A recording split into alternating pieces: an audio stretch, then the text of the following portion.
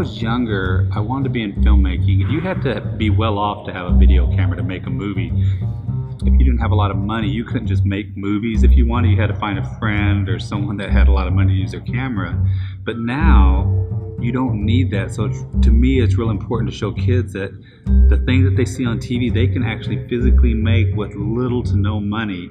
And I think giving them that skill, especially if they're introverted but they enjoy this, they can just go home and start making their own things. And I think that's really cool to see a kid light up when they realize they've made a movie.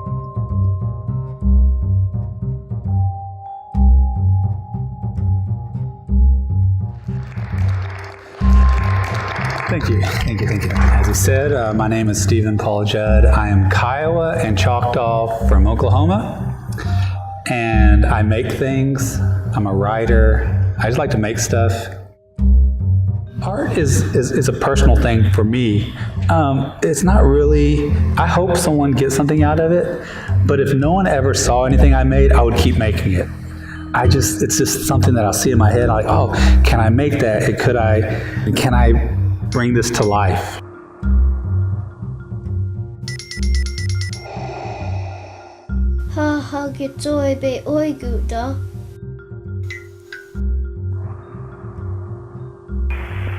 Here's we've had a problem. Art is like how you feel and what you're drawn to, and I like just seeing different people's perspectives, what they want to draw and make, because it's really, to me, it's an insight on what they're thinking about and what they feel passionately about.